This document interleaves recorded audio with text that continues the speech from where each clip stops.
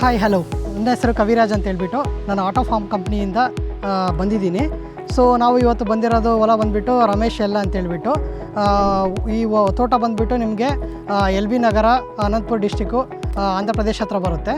So ಇವರು ಇಡೀ ಹೊಲನ ಅವರು ಇಲ್ದಂಗೆ ಪೂರ ಅವ್ರು ಇರ್ತಿರ್ತ ಲೊಕೇಶನಿಂದನೇ ನಿರ್ವಹಿಸ್ತಾ ಇದ್ದಾರೆ.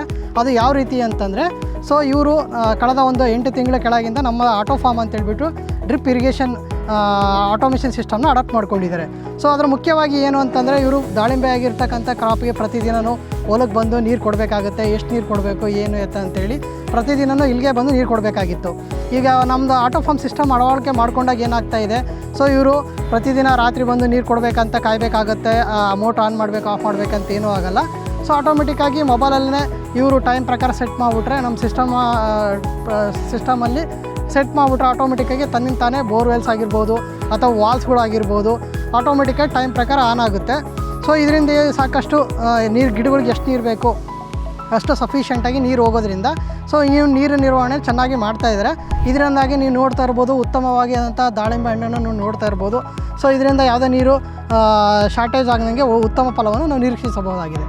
ಸೊ ನಾವು ಎಲ್ಲ ರೈತರಿಗೆ ಏನು ಹೇಳೋಕ್ಕೆ ಇಷ್ಟಪಡ್ತೀವಿ ಅಂದರೆ, ಉತ್ತಮವಾದ ನೀರು ನಿರ್ವಹಣೆ ಮಾಡೋದ್ರಿಂದಾಗಿ ಉತ್ತಮವಾದ ಬೆಳೆ ಮತ್ತು ಗುಣಮಟ್ಟವಾದ ಉತ್ತಮವಾದ ಉತ್ಪಾದನೆ ತೆಗಿಬೋದು ಅಂತ ಹೇಳೋಕ್ಕೆ ಇಷ್ಟಪಡ್ತೀನಿ.